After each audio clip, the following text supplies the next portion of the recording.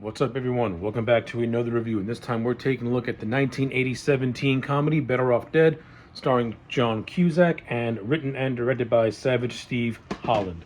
So I'm going to do my best to make this review as short as I possibly can because when it's all said and done, I thought Better Off Dead was an okay movie. I wouldn't say this is a movie that's required viewing or something that or one of those things that you must watch, because if you don't watch it, then you're missing out on something special. I don't think this movie has any of those qualities.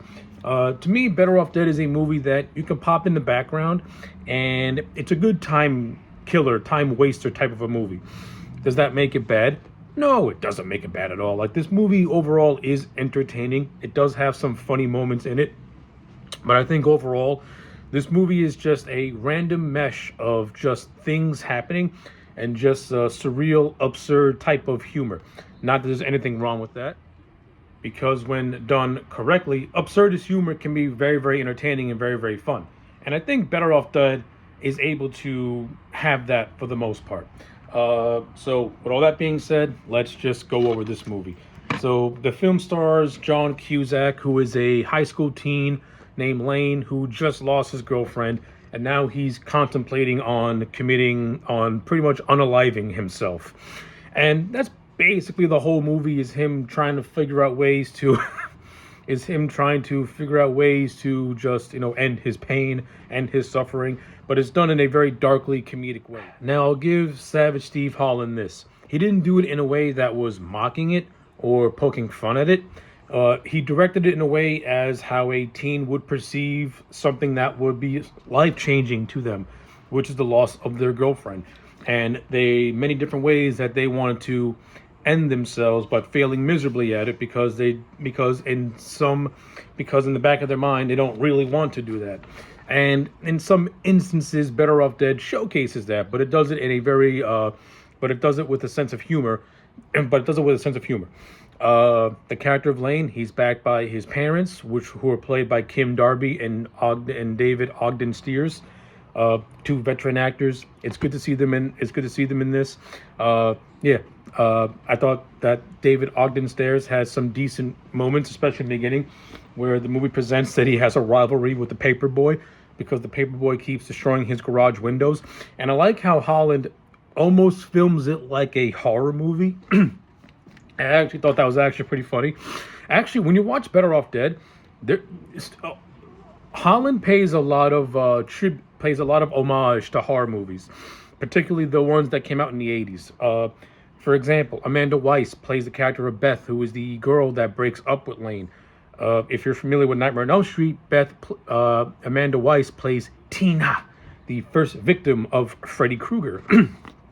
And you have Amanda Weiss in this movie. She plays the ex-girlfriend. The movie starts out with Lane being totally obsessed with his girlfriend, and the girlfriend pretty much wanting to lure away from Lane and move on to a different person, who is a jock type of dude, which she eventually gets with.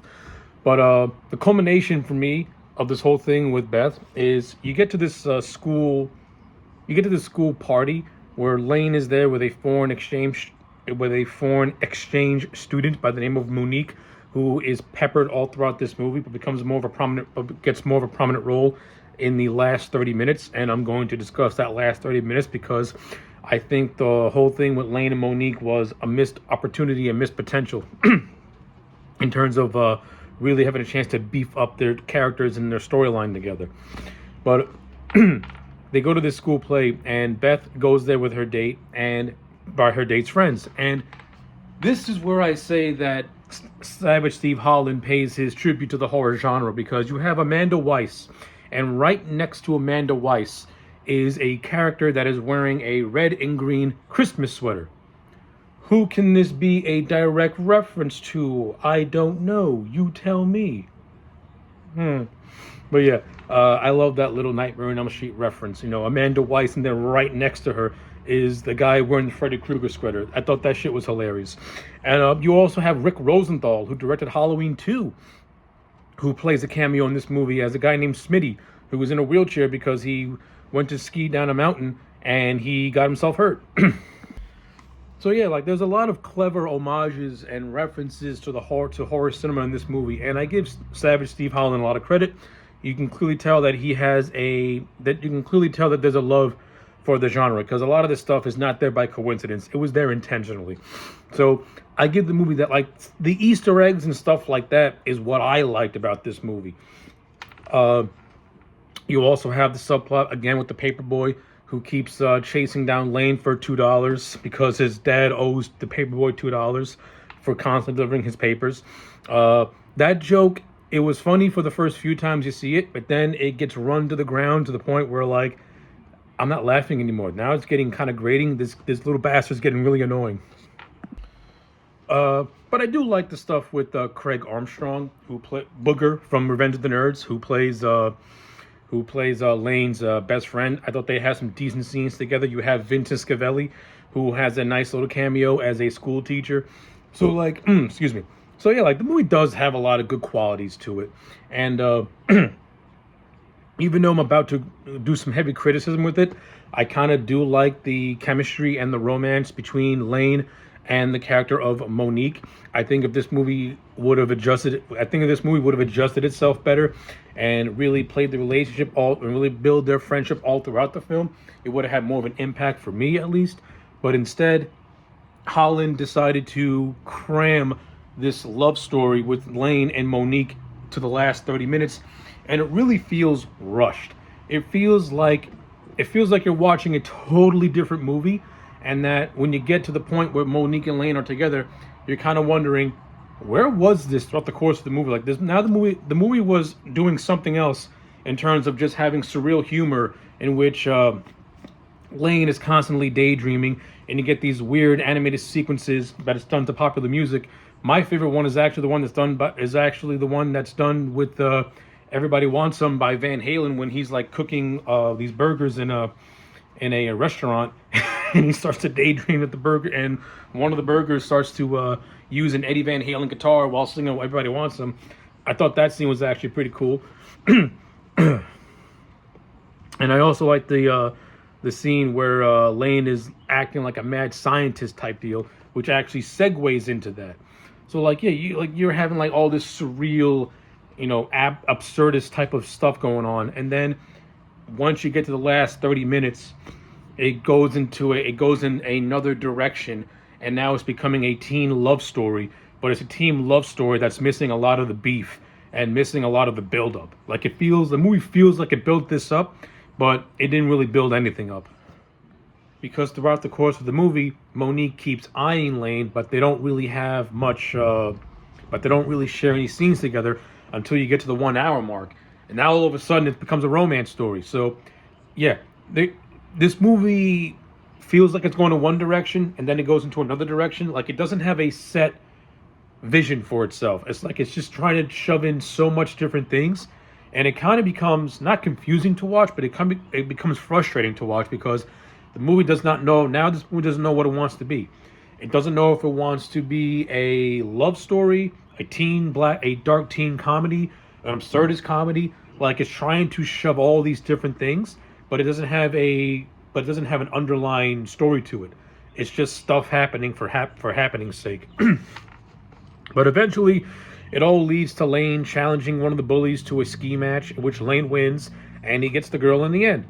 So, yeah, that's basically Better Off Dead in a nutshell. Oh yeah, and you also have this thing with the teen girl who is with Monique, who is staying with this mother and her son. The son is a big dude, is an overweight guy, is an overweight kid who is under the rule of his mother's thumb. Yeah, that gets paid off when he and Lane have a sword fight with skis. It was okay. I mean, I didn't really chuckle at the scene. It was just all right. But yeah, that's basically my thoughts on Better Off Dead. I don't really have a whole lot left to say. It's an okay movie. I give it a 6 out of 10. It ain't the worst thing you'll ever see. It does have moments here and there. It is backed up by John Cusack, who does put in a good performance, and the supporting cast and Easter eggs do make it up for me as well.